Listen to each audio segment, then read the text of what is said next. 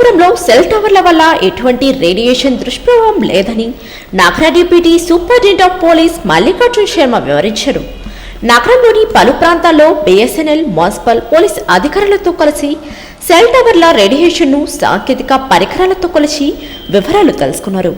కేంద్ర ప్రభుత్వ టెలికమ్యూనికేషన్ల శాఖ నిబంధనల ప్రకారం ఏ సెల్ టవర్ అయినా చదరపు మీటర్కు 1000 మిల్లీ వాట్ల వరకు పరిమితి ఉంటుంది.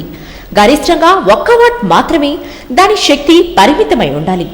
అనంతపురంలో సెల్ టవర్ల రేడియేషన్ ప్రమాణాలు కొలవడానికి ప్రత్యేక పరికరాలతో cellular operator association of India radiation నిపుణుల బృందం పర్యటించింది. వ్యాపార ప్రాంతాలు, అపార్ట్మెంట్లున్న జనావాస ప్రాంతాలు, ఇరుకైన ఆవాస ప్రాంతాలు, భూమిపైన నిర్మించినవి, మేడలపైన నిర్మించినవి ఇలా పలు విధాల ప్రాంతాల్లోని సెల్ టవర్ల వద్ద సెల్ రేడియేషన్ విద్యుత్ అయస్కాంత తరంగాలు కొలిచారు. సెల్ టవర్ నిర్మాణాల్లో ఎటువంటి రేడియేషన్ లేదని తేల్చేశారు. ఈ కార్యక్రమంలో కమిషనర్ నాగవేణి, బిఎస్ఎన్ఎల్ అధికారి రాజశేఖర్ రెడ్డి, సెల్ టవర్ల నిపుణులు Janakiram, Imani Krishna Rao, BSNL engineer Lingamaiah, zonal ప్రతినిధి శివరాం రెడ్డి, రిలయన్స్ ఇంజనీర్ జానకి ప్రసాద్ తదితరులు పాల్గొన్నారు.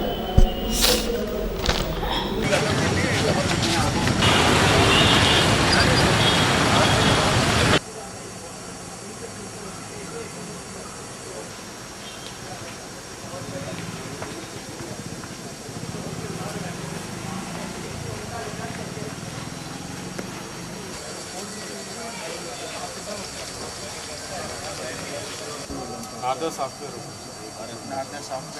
system try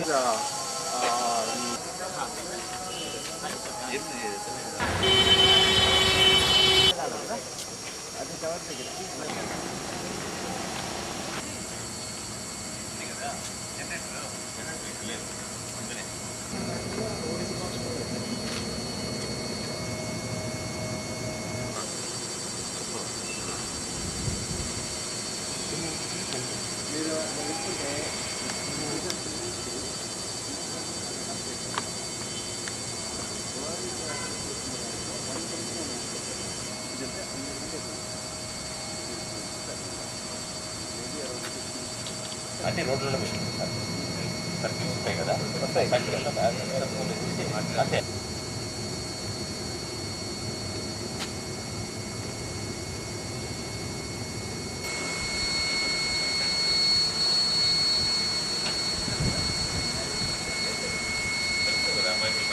ఉంది. ఇది మరి ప్రభుత్వం ఏదైతే చెప్పిందో దానికంటే చాలా తక్కువ ఉంది. We are very happy. దీనివల్ల ఎక్కడ ఏంటి ఎవరికి కూడా మాట వాడబడుతుంది. సో రేడియేషన్ అనే దానికి అర్థం ఏంటి అనేది ఒక డీటెయిల్ డిస్కషన్లో, radiation is nothing but heat. ఆ హీట్ జనరేట్ చేసే విషయంగా ఎంత హీట్ జనరేట్ చేస్తుంది, ఆ హీట్ జనరేట్ చేసేది ఎంతవరకు ప్రజలకు హానికరం అనే విషయంగా డిస్కషన్లో వచ్చింది. సో ఇది చాలా నెగ్లిజిబుల్, దాని గురించి ఎవరు ఇంకా ఎటువంటి అపోహలు పెట్టుకోవాల్సిన అవసరం లేదనుకుంటాను. తర్వాత ఈ సందర్భంలో ఇంకో అబ్జర్వేషన్ ఏమంటే, సెల్ టవర్స్ బాగా పెద్దగా పెట్టారు.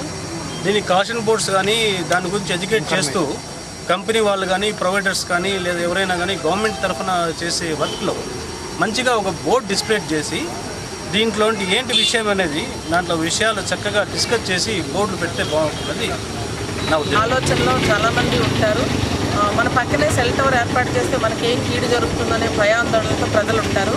కానీ నిజానికి దాని నుంచి వచ్చేటువంటి కిరణాలు వాటి యొక్క శక్తి ఏమిటి, ఎంత అవి అనారోగ్యం కలిగిస్తుందా లేదా అనే దాంట్లో చాలా అవగాహన కలిగించడానికి ఈ కార్యక్రమాన్ని ఏర్పాటు చేశారు. దీనివల్ల తెలుసుకోవాల్సింది ఏంటంటే, అందరూ కూడా ఎంత కిరణాలు ఉత్పత్తి అవుతున్నాయి, ఎంత వేడి వస్తుంది, అది నిజంగా అనారోగ్యం కలిగిస్తుందా లేదా అనే విషయంలో ఎప్పుడైతే నిర్దిష్టమైన అభిప్రాయం ఉంటుందో, తెలుస్తుందో, నిజాలు తెలుస్తాయో, అప్పుడు దేనికి భయపడకుండా సెల్ టవర్స్కి నో చెప్పకుండా ఉంటారు. సెల్ ఫోన్ అందరికీ కావాలి, అలాగే సెల్ టవర్ కూడా అందరికీ కావాలి. కాబట్టి దీన్ని పాజిటివ్గా తీసుకొని దీని నుంచి వచ్చేటువంటి కీడేమీ లేదని తెలిసినప్పుడు ప్రజలు ఆందోళన చెందకుండా ఉంటారు. కాబట్టి ఇటువంటి అవగాహన కార్యక్రమం కలిగిస్తున్న వీరికి ధన్యవాదాలు. మీరంతా కూడా తెలుసుకుంటారని ఆశిస్తున్నాను. ఈరోజు ప్రజలకందరికీ సెల్ ఫోన్ అవసరము, సెల్ ఫోన్ ద్వారా డాటా అవసరము. కానీ సెల్ టవర్ను పెట్టడానికి ప్రతి ఒక్కరు కూడా వ్యతిరేకిస్తున్నారు. అది కరెక్ట్ కాదు. సెల్ టవర్ పెట్టకపోతే సెల్ సిగ్నల్ కానీ డాటా సిగ్నల్ కానీ ఎక్కడి నుంచి వస్తుంది? కాబట్టి ప్రజలందరూ కూడా సెల్ టవర్స్ పెట్టడానికి సహకరించాలి.